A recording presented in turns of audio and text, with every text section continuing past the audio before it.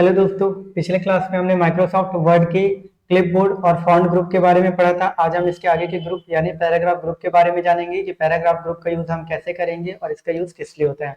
सबसे पहले प्रैक्टिस के लिए हम वापस से वही टेक्स्ट ला लेते हैं जो हम फॉर्मूला का यूज करके लाते थे, यानी इक्वल RAND फॉर्मूला का यूज, शिफ्ट के साथ ब्रैकेट ओपन। और जैसे मुझे जितने भी पैराग्राफ की जरूरत होगी हम उतना ले सकते हैं, लेकिन मैं अभी ज्यादा नहीं ले रहा हूँ, तो ब्रैकेट क्लोज करने के बाद यहाँ से मैं एंटर प्रेस करता हूँ। जैसे मैंने एंटर प्रेस किया तो उसने मुझे कुछ कुछ पैराग्राफ जो है बाय डिफॉल्ट लाके दे दिया।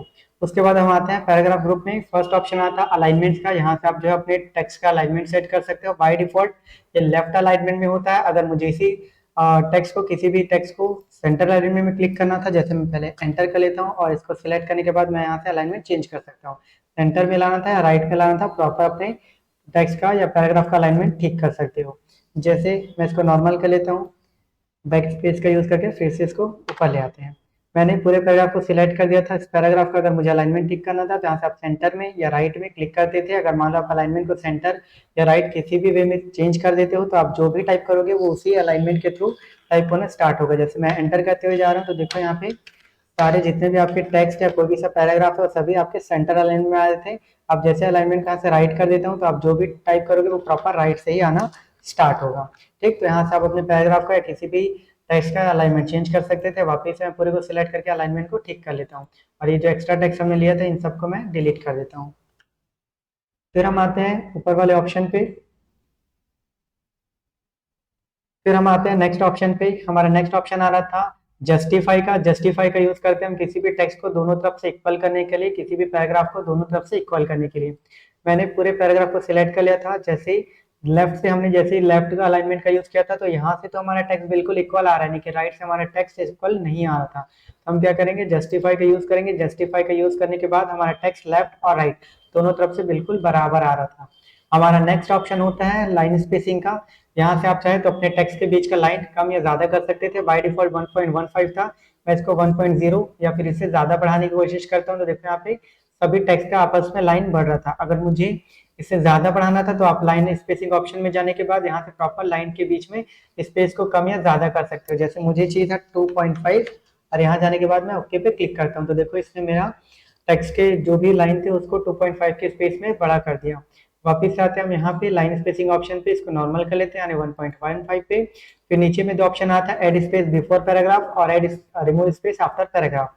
एड स्पेस बिफोर पैराग्राफ यानी पैराग्राफ के स्पेस पैराग्राफ के ऊपर में स्पेस डालने के लिए, और आफ्टर मतलब पैराग्राफ के बाद में स्पेस को डालने हटाने के लिए। जैसे मुझे क्या चाहिए, जैसे मैंने पैराग्राफ को सिलेक्ट किया था और इस पैराग्राफ के ऊपर में एक भी स्पेस दिखाई नहीं दे रहा। अगर मुझे यहाँ से स्पेस चाहिए, जहां जाने के बाद मैं एड स्पेस आफ्टर पैराग्राफ कर लेता हूँ तो देखो यहाँ पे स्पेस आ चुके हैं। वैसे ही मुझे यहाँ पे स्पेस काफी ज्यादा दिख रहा था इसके बॉटम एरिया पे। अगर मुझे स्पेस नहीं चाहिए, यहाँ जाने के बाद आप वापस से रिमूव स्पेस आफ्टर पैराग्राफ कर सकते हो और स्पेस को हटा सकते हो। अगर मैं दोनों जगह से स्पेस हटा देता हूँ तो देखो हमारा टेक्स्ट काफी सटा हुआ आ रहा है, आपस में चिपका हुआ आ रहा था। तो मुझे क्या करना था, दोनों को सेपरेट करना था। इसलिए हम क्या करते हैं, सभी पैराग्राफ को सेपरेट करने के लिए यहाँ से स्पेस डालना स्टार्ट करते हैं। तो मैं यहाँ से ले लेता हूँ एड स्पेस आफ्टर पैराग्राफ का यूज कर लेता हूँ। हमारा नेक्स्ट ऑप्शन आया था, नेक्स्ट ऑप्शन हमारा कलर का। ये होता है शेडिंग इफेक्ट। जैसे अगर मुझे अपने टेक्स्ट को या किसी भी पूरे पैराग्राफ को कलर करना होगा तो मैं शेडिंग का यूज करूंगा। जैसे दोनों में डिफरेंस क्या होता है, इससे पहले हमने पढ़ा था एक हाईलाइट का भी ऑप्शन पढ़ा था और ये भी लगभग सिमिलर ही काम करें, लेकिन दोनों में डिफरेंस ये होता है कि हाईलाइट में आप सिर्फ सिलेक्टेड टेक्स्ट को ही हाईलाइट करते हो, पूरे पैराग्राफ को नहीं। जैसे मुझे क्या करना था, सिर्फ इस टेक्स्ट को ही हाईलाइट करना है तो मैंने सबसे पहले सिलेक्ट किया था और यहाँ जाने के बाद मैं इसको या येलो कलर से हाईलाइट कर लेता हूँ। लेकिन अगर मुझे इस पूरे पैराग्राफ को सिलेक्ट कर कलर करना होगा या हाईलाइट करना होगा तो आपको सिलेक्ट करने की कोई जरूरत नहीं है। आप नॉर्मली कर्सर को कहीं पे भी पैराग्राफ के पास रखिए। वापिस से आते हैं हम शेडिंग ऑप्शन पे और शेडिंग ऑप्शन में जाने के बाद आप यहाँ से कलर वगैरह चूज कर सकते थे। देखो दोनों में डिफरेंस काफी अच्छे तरीके से नजर आ रहा था कि हाईलाइट ऑप्शन क्या करता है, ये सिर्फ आपके सिलेक्टेड टेक्स्ट को बस हाईलाइट करता है, जबकि शेडिंग ऑप्शन क्या करता है, ये पूरे पैराग्राफ को ही कलर कर देता है।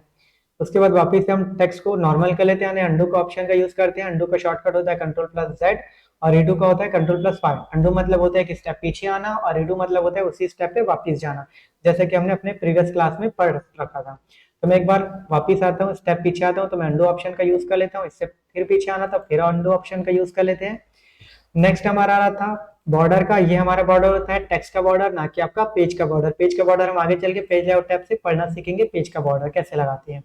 अभी हम आते हैं वापस से होम टैब के पैराग्राफ ग्रुप में, जिसमें हम पढ़ेंगे टेक्स्ट का बॉर्डर लगाना है। तो सबसे पहले मैंने पूरे टेक्स्ट को सिलेक्ट कर लिया था, मुझे इस टेक्स्ट में बॉर्डर कैसे चाहिए, तो यहाँ जाने के बाद मैं ऑल बॉर्डर का यूज कर लेता हूँ। जैसे ही ऑल बॉर्डर पे यूज किया तो देखो इसके आउटसाइड एरिया पे भी बॉर्डर आ रहा है और इसके इनसाइड एरिया पे भी बॉर्डर आ रहा था। अगर मुझे वापस से बॉर्डर नहीं चाहिए तो इसको सिलेक्ट करने के बाद हम क्या कर सकते हैं, नो बॉर्डर का यूज कर सकते हैं। अगर इसमें भी कुछ कुछ फॉर्मेटिंग करना था, जैसे मुझे सिर्फ आउटसाइड में ही बॉर्डर चाहिए तो यहाँ से प्रॉपर आउटसाइड बॉर्डर यूज कर सकते थे। ठीक, अगर मान लो बॉर्डर के बाहर कुछ लिखना चाहते हो तो वो विदाउट बॉर्डर के आएगा, लेकिन अगर आप बॉर्डर के अंदर में कुछ लिखते हो एंटर करके तो ये बॉर्डर लेते ही रहेगा, क्योंकि आप बॉर्डर के अंदर से कुछ कुछ कंटेंट दे रहे थे। क्लियर हुआ? वापिस से मैं कंट्रोल जेड यानी अंडू कर लेता हूँ। फिर हमारा नेक्स्ट ऑप्शन आ रहा था इसी में बॉर्डर में, अगर मुझे और कुछ फॉर्मेटिंग करना होगा तो वो भी देख लेते हैं। तो मैं सबसे पहले इसको नो बॉर्डर कर देता हूँ। नो बॉर्डर करने के बाद जैसे अगर मुझे इसको टाइटल के जैसा डिजाइन करना था तो हम बॉर्डर का यूज करके भी कर सकते हैं। मैंने इसको एंटर किया था। एंटर करने के बाद टेक्स्ट को सिलेक्ट कर लेते हैं और इसको मैं सेंटर लाइन में लाने के बाद इसका साइज हल्का सा इंक्रीज, बोल्ड ऑप्शन का यूज, और इसको कर देते हैं रेड कलर से। अब मुझे क्या चाहिए, इसमें प्रॉपर बॉर्डर लगाना था, तो आप यहाँ जाने के बाद इसमें बॉटम बॉर्डर का यूज भी कर सकते हो। ठीक, तो आप ऐसा डिजाइन भी कर सकते थे अपने पेज को बॉर्डर का यूज करके। फिर हमारा यहाँ पे कई सारे ऑप्शन आ रहे थे, ऐसे bottom border, top, left, right या नो बॉर्डर का यूज हमने अभी जस्ट पढ़ा था। इनसाइड बॉर्डर में सिर्फ उसके अंदर एरिया में बॉर्डर देगा, बाहर के एरिया में नहीं, है ना। वैसे यहाँ पे देखो दो ऑप्शन आता है, डायगोनल अप और डायगोनल डाउन। ये तब यूज होगा जब आप किसी भी टेक्स्ट को रोटेट कर दो। तो रोटेट कहाँ पे होगा, ये यहाँ पे बिल्कुल नहीं होता। आप चाहो तो टेबल का यूज कर सकते हो, क्योंकि टेबल में जो है रोटेशन का ऑप्शन देता है, तो रोटेट करने के बाद आप इन दोनों ऑप्शन का यूज कर सकते थे। हम सीधे आते हैं ड्रॉ टेबल पे। ड्रॉ टेबल में जाने के बाद आप सीधे टेबल को ड्रॉ भी कर सकते थे। हम आगे चल के भी इसको फिर से अच्छे से, बहुत अच्छे से पढ़ेंगे। देखो जैसे मैंने टेबल को ड्रॉ किया तो यहाँ पे एक नया टेबल टूल ओपन हो गया। तो टेबल टू को हम अपने और किसी नेक्स्ट क्लास में कवर करेंगे, जिसमें हम डिजाइन टैब और लेआउट टैब दोनों को अपन पूरा कंप्लीट करेंगे। ठीक, और ये टेबल आता कहाँ पे है, तो इंसर्ट में जाने के बाद देखो यहाँ से टेबल आता है, तो हम यहाँ से इंसर्ट करेंगे। अभी ऑप्शन दिया हुआ था इसलिए हम इसको रन कर रहे थे या पढ़ रहे थे। मैं वापिस इसको क्लोज कर लेता हूँ और ये टेबल को हटाना था तो कंट्रोल प्लस जेड का यूज करके मैं डिलीट कर देता हूँ। वापिस से आते हैं अपने कंटेंट पे। अगर मुझे इसमें टेक्स्ट में कुछ कुछ फॉर्मेटिंग चाहिए था, फॉर एग्जांपल के तौर पे मैंने टेक्स्ट को सिलेक्ट किया था, इसमें डिजाइन चाहिए, तो यहाँ जाने के बाद हम आते हैं बॉर्डर्स एंड शेडिंग में। यहाँ पे एक ऑप्शन छूट रहा था व्यू ग्रिड लाइंस का। तो व्यू ग्रिड लाइन का ऑप्शन होता है जब आप टेबल पढ़ेंगे तो वहां पे मैं ग्रिड लाइन को अच्छे से कवर कर दूंगा। ग्रिड लाइंस मतलब होता है जैसा कि हम अपने कॉपी में कोई भी पैराग्राफ बनाते हैं, फॉर एग्जाम्पल के तौर पे हम ग्राफ पेपर डिजाइन करते हैं, तो ग्राफ पेपर में जो पहले के लाइन बने होते हैं वही आपका ग्रिड लाइंस कहलाता है, और उसमें जो आप स्केल की यूज करके जो लाइन खींचते हो वो आपके बॉर्डर्स कहलाएंगे। क्लियर हुआ? तो हम इसको और अच्छे से इंसर्ट टैब में जाने के बाद जब हम टेबल को कवर करेंगे तब इसको बहुत अच्छे से फिर से समझ लेंगे। वापिस आते हैं होम टैब में। होम टैब में जाने के बाद हम इस बॉर्डर को कुछ कुछ डिजाइन करेंगे। कैसे, वापिस इसमें क्लिक करो, यहाँ जाने के बाद बॉर्डर्स एंड शेडिंग पे क्लिक करते हैं। जैसे ही बॉर्डर्स एंड शेडिंग पे क्लिक किए तो ये कुछ कुछ एडवांस ऑप्शन दे रहा था। शेडिंग ऑप्शन हमने ऑलरेडी पढ़ रखा था, यहाँ से कलर वगैरह आप यहाँ से भी कर सकते हो शेडिंग ऑप्शन का यूज, या फिर यहाँ से भी कलर वगैरह दे सकते थे। और कितना कलर होना चाहिए, क्लियर होना चाहिए कि कितना कैपेसिटी, स्टाइल कैसा होना चाहिए, तो आप डिजाइन दे सकते थे पैटर्न के स्टाइल कितना होना चाहिए। नेक्स्ट हम आते हैं पेज बॉर्डर। तो पेज बॉर्डर को हम पेज लेआउट टैब में पढ़ेंगे। हम आते हैं अभी बॉर्डर पे। बॉर्डर में जैसे अभी नन आ रहा था, आप चाहो तो एक एक पे क्लिक लगा के भी बॉर्डर उठा सकते थे, या फिर सीधे बॉक्स पे क्लिक करके चारों तरफ बॉर्डर ले सकते थे। तो मैं यहाँ से बॉर्डर में कुछ डिजाइन कर लेता हूँ। जैसे मैं चलता हूँ नीचे और यहाँ से कुछ स्टाइल उठा लेते हैं। फॉर एग्जाम्पल के तौर पे मैंने इस वाले स्टाइल को यूज कर लिया। इस वाले स्टाइल को क्लिक करते हैं, उसके बाद अगर कलर चेंज करना होगा तो आप कलर भी चेंज कर सकते थे, और यहाँ से इसका विड्थ वगैरह कम या ज्यादा कर सकते थे। जैसे इस वाले स्टाइल में सिर्फ 3 पॉइंट ही दिया था, आप चाहो तो अदर अदर जितने भी आपके लाइंस है, जितने भी आपके बॉर्डर है, उसका सबका यूज कर सकते हो। तो किसी किसी का जो है विड्थ काफी चेंजेस भी होता है। यहाँ से मैं 3 पॉइंट ही रख लेता हूँ और ओके पे क्लिक करूंगा। जैसे ही मैंने ओके पे क्लिक किया तो देखो हमारा जो बॉर्डर है वो काफी फॉर्मेट हो चुका था, काफी डिजाइन में आ चुके हैं। वैसे अगर मुझे इस बॉटम बॉर्डर को ठीक करना होगा तो यहाँ जाने के बाद इसमें भी हम वापिस से चलते हैं बॉर्डर एंड शेडिंग में, और चाहो तो आप यहाँ से भी डिजाइन वगैरह दे सकते थे। वैसे मुझे चाहिए कहाँ पे, तो सिर्फ इसके बॉटम एरिया पे चाहिए, तो मैं बॉटम को सिलेक्ट कर लेता हूँ। यहाँ से पहले कोई डिजाइन दे देते हैं, जैसे मैंने दे दिया ये वाली डिजाइन, और इसमें कुछ कलर कर लेते हैं। जैसे मैं कर लेता हूँ इसको ब्लू कलर से, और यहाँ पे देखो इसमें काफी सारे विड्थ आ रहे थे, जैसा कि मैंने पिछले में अभी जस्ट बोला था। तो आप चाहो तो विड्थ को कम या ज्यादा कर सकते थे। मैं यहाँ पे इतना विड्थ ले लेता हूँ और ओके पे क्लिक करते हैं। देखो है ना, 1 मिनट ये रन। वापिस आते हैं बॉर्डर एंड शेडिंग पे, और आई थिंक कुछ ऑप्शन छूट गया था। अच्छा, मैं ऑन करना भूल गया था, यहाँ से भी रिटर्न है ना, फिर से कर लेते हैं। यहाँ पे गए थे बॉटम बॉर्डर पे, मैंने ऑन किया था, और यहाँ से मैंने डिजाइन, है ना, ये वाला डिजाइन देते। देखो यहाँ पे भी दिखा नहीं रहा, प्रीव्यू में पहले चेक करना पड़ेगा ना। देखो आपके प्रीव्यू में अभी भी नहीं दिखा रहा। मैं क्या करूंगा, इस ऑप्शन को बंद करूंगा और वापिस से ऑन करूंगा। देखो अब दिखाई दे रहा है। अब ओके पे क्लिक करूँ, देखो हमारा डिजाइन आ चुका है। क्लियर हुआ कि हम कैसे डिजाइन अप्लाई कर रहे थे। अगर मुझे वापस सभी बॉर्डर को नॉर्मल करना होगा, नॉर्मल मतलब कैसे, जैसे अगर मैं इसको सिलेक्ट करता हूँ और मैंने फॉर्मेटिंग लास्ट टाइम मैंने ये वाली दी थी, तो अगर आप बॉर्डर को यहाँ से चेंज करोगे तो डिजाइन भी सेम एज इट इज ही आएगा। जैसे मैं नो बॉर्डर करता हूँ, देखो हटा, रिटर्न से अगर मैं बॉर्डर लगाऊंगा तो ऑल बॉर्डर देखो सेम डिजाइन आ रहा है जो मैंने पिछले में प्रॉपर दे के रखा था। तो मुझे क्या करना था, अगर सिंपल लाना था बॉर्डर को तो हम कैसे ठीक करेंगे, वापिस से पहले टेक्स्ट को सिलेक्ट कर लो, यहाँ जाने के बाद हम बॉर्डर्स एंड शेडिंग में जाने के बाद नन कर लेते हैं, या फिर इसको क्या करो बॉक्स को पहले नॉर्मल कर लो। तो मैं इसको नॉर्मल कर लेता हूँ, नॉर्मल बॉर्डर लगा लिया, ओके पे क्लिक करो, देखो नॉर्मल आ रहा था। अगर ठीक करना होगा तो वापिस से नो बॉर्डर का यूज करो, वापिस अप्लाई करना होगा तो और बॉर्डर का यूज करो। क्लियर हुआ कि कैसे हम बॉर्डर को फॉर्मेटिंग या डिजाइन दे सकते थे। वैसे ही आप सारे ऑप्शन का यूज कर सकते हो। यहाँ जाने के बाद बॉर्डर है शेडिंग में, देखो यहाँ पे बॉक्स आ रहा था तो चारों तरफ दिखाई देगा। शेडो में हल्का सा यहाँ पे शेडो इफेक्ट बस देगा, ये हालांकि उतना पता चलता नहीं है। 3D इफेक्ट में जाओगे तो 3D में भी ये अगर बॉर्डर कुछ डिजाइन है, स्टाइल है, तो यहाँ से 3D इफेक्ट अगर आप दे सकते थे। क्लियर हुआ। नेक्स्ट आ रहा था कस्टम, ये नन में जैसे पूरे बॉर्डर को हटा देता था, वैसे कस्टम में भी होगा। कस्टम में भी आप एक एक करके टिक लगा सकते हो, आपको बॉर्डर चाहिए कैसा, ओके पे क्लिक करो, देखो हमारा बॉर्डर आ गया। क्लियर हुआ। कंट्रोल जेड करके हम वापस से नॉर्मल कर लेते हैं या नो बॉर्डर का यूज कर लेते हैं। तो हम चलते हैं यहाँ पे, और मैं यहाँ से नो बॉर्डर का यूज कर लेता हूँ। अगर आपको इसमें भी कोई डाउट होगा तो चाहे तो आप कमेंट्स वगैरह पे या जहाँ पे भी आपको सुविधा मिलती है वहां से हमें कॉन्टेक्ट करके पूछ सकते हो, हमारे नंबर पे कॉल करके। फिर हम आते हैं सेकंड ऑप्शन पे। सेकंड आ रहा था आपका सॉर्ट ऑप्शन। तो सॉर्ट मतलब होता है किसी भी टेक्स्ट को या किसी भी नंबर को या किसी भी डेट को जमाना। कैसे जमाना, तो असेंडिंग या डिसेंडिंग ऑर्डर में।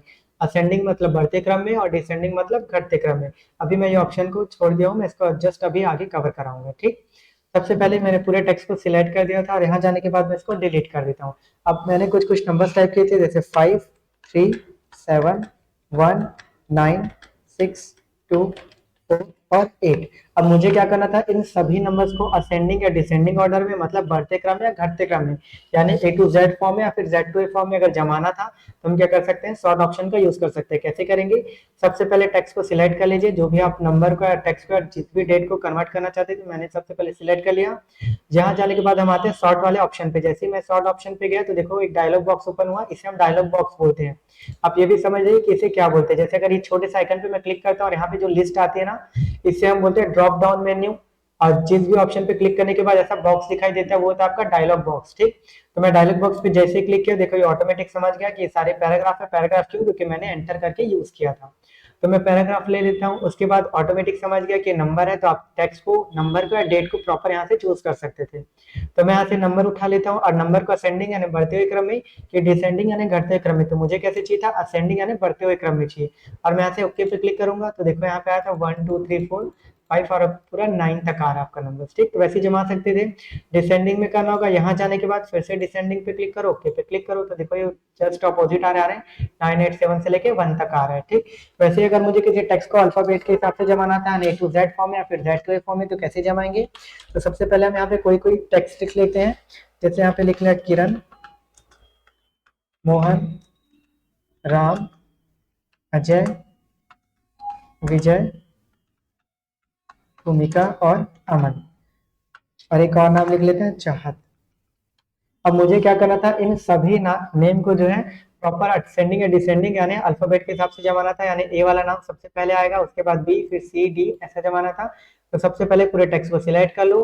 वापिस से आते हैं अपन सॉर्ट वाले ऑप्शन में। सॉर्ट ऑप्शन में जाने के बाद देखो ये खुद ब खुद पैराग्राफ भी ले लिया यहाँ से, और टेक्स्ट के फॉर्मेट में भी ले लिया। तो मैं टेक्स्ट ही रखूंगा, असेंडिंग यानी ए टू जेड फॉर्म में, और डिसेंडिंग मतलब जेड टू ए फॉर्म में। यहाँ से मैं असेंडिंग उठा लेता हूँ, ओके पे क्लिक करते हैं। देखो हमारा टेक्स्ट ए से लेके जेड तक का फॉर्म में आता है, अल्फाबेट के ऑर्डर के हिसाब से पूरा टेक्स्ट को जमा दिया।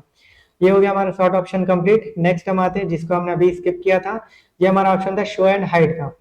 तो टेक्स्ट को पहले सिलेक्ट करके हम डिलीट कर लेते हैं, वापिस से इक्वल RAND का यूज, शिफ्ट के साथ ब्रैकेट ओपन। यहाँ से कुछ भी हम नहीं डालते पैराग्राफ, सीधा ब्रैकेट क्लोज करके एंटर कर लेते हैं, है ना। और वापिस से सिलेक्ट कर लेते हैं, यानी कंट्रोल प्लस ए, यानी सिलेक्ट ऑल का शॉर्टकट होता है। जस्टिफाई करने का होता है कंट्रोल प्लस जे। तो हम कैसे करेंगे, कंट्रोल प्लस जे का यूज करते हैं। तो देखो हमारा टेक्स्ट है जस्टिफाई भी हो गया। उसके बाद नेक्स्ट आते हैं शो एंड हाइड ऑप्शन पे। तो इसका यूज करके हम किसी भी टेक्स्ट को या किसी भी सिंबल को अपन हाइड हुआ रहता है तो उसको शो करा सकते हैं, शो को वापिस से हाइड करा सकते हैं। कैसे, जैसे मैं चलता हूँ यहाँ पे और मैंने यहाँ पे एंटर कर दिया दो जगह पे, और कहीं कहीं पे टैब का यूज कर रहा हूँ और किसी किसी पे टैब और स्पेस का यूज कर रहा था। अब मुझे देखने में तो पता नहीं चल रहा कि मैंने कितना एंटर किया था या कितने टैब का यूज या कितना स्पेस का यूज किया था। तो हम कहाँ से जानेंगे? शो एंड हाइड ऑप्शन से आप चाहो तो यहाँ से प्रॉपर पता लगा सकते थे कि आपने यहाँ पे और यहाँ पे तीनों जगह पे एंटर किया था। ये जो दिख रहा था ये टैब का साइन है, मतलब आपने यहाँ पे टैब प्रेस किया था, और ये जो डॉट के साइन आते हैं मतलब स्पेस का साइन है, मतलब आपने यहाँ पे जो प्रॉपर स्पेस का यूज किया, तो ये ऐसा दिखाएगा। ठीक, वापस हम इसको नॉर्मल कर लेते हैं। उसके बाद आता है अगर मुझे इस पैराग्राफ को ही हाइड करना होगा तो हम कैसे हाइड करेंगे? तो हम यहाँ से कुछ एडवांस ऑप्शन को हमने छोड़ के रखा था, मैंने बोला था कि हम इसको अपने किसी नेक्स्ट क्लास में कवर करेंगे, तो हम इसको अभी यहीं से कवर कर लेते हैं। ठीक, तो सबसे पहले मैंने पैराग्राफ को सिलेक्ट कर लिया था। अब मुझे क्या करना था? इस पैराग्राफ को हाइड करना था। हम हाइड कैसे करेंगे? यही ऑप्शन में जाने के बाद मोर अंडरलाइंस में चलते हैं, तो देखो यहाँ पे कई सारे ऑप्शन आ रहे थे।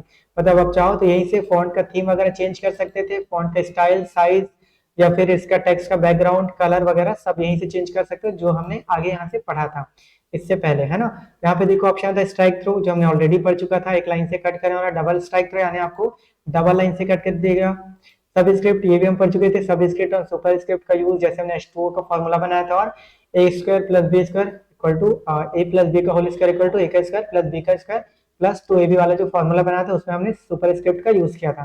तो आप सब स्क्रिप्ट और सुपर स्क्रिप्ट का यूज कर सकते हो।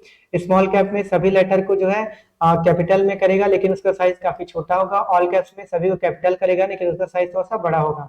हिडन ऑप्शन हमारा नेक्स्ट दिख रहा था, तो हमें क्या करना था? इस पैराग्राफ को हाइड करना था। तो मैं सबसे पहले हिडन ऑप्शन को टिक लगा लेता हूँ, ओके पे क्लिक करूंगा, तो देखो ये हमारा पैराग्राफ हाइड हो गया।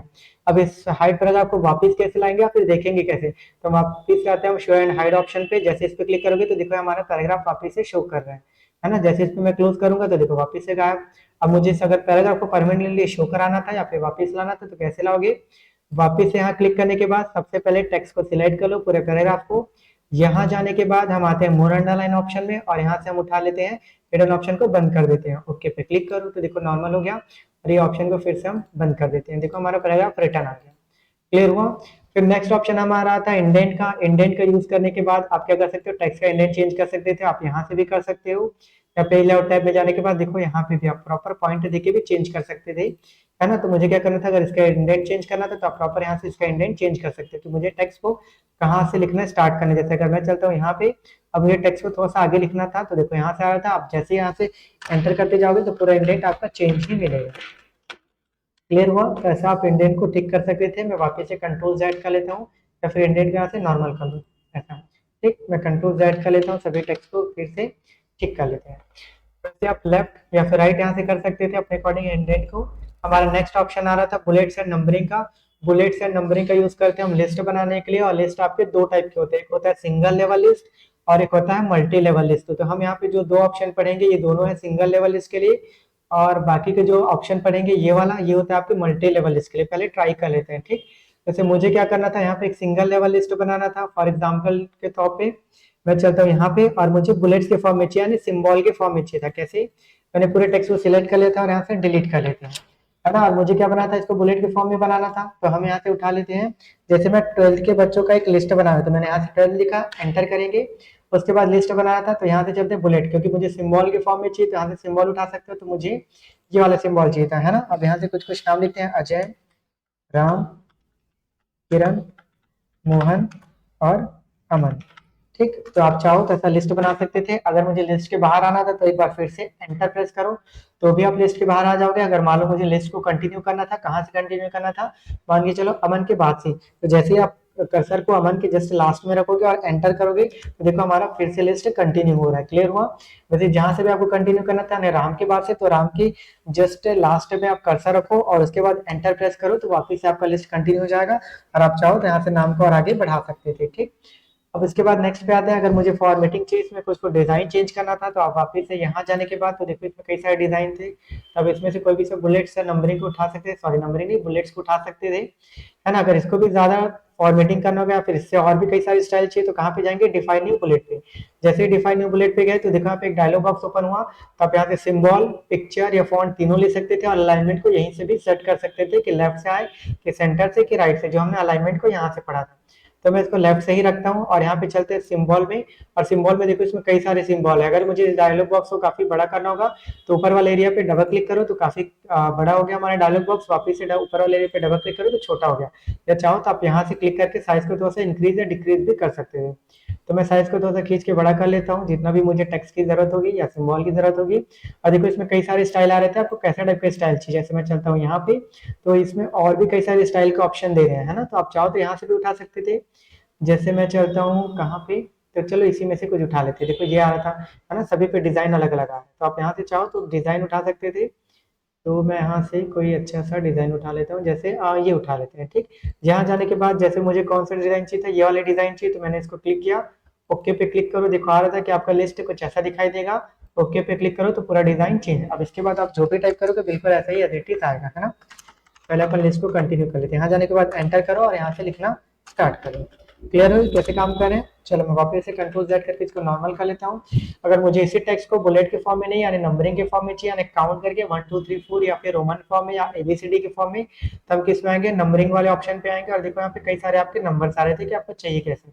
जैसे मुझे कगा के फॉर्म में चाहिए हिंदी में, तो वो भी उठा सकते हो, या फिर चाहो तो यहाँ से कई सारे ऑप्शंस का यूज कर सकते थे।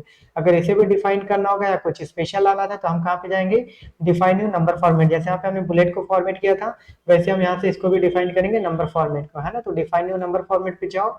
जहाँ जाने के बाद तो देखो यहाँ पे कई सारे आपके स्टाइल आ रहे थे कि आपको कैसा स्टाइल चाहिए। तो मुझे चाहिए था और जैसे के फॉर्म में चाहिए ना, 12 खड़ी वाले फॉर्म में चाहिए, तो मैंने ये दे दिया। अब ये ऐसा ब्रैकेट में तो आना नहीं चाहिए, तो मैं ब्रैकेट को हटा लेता हूँ।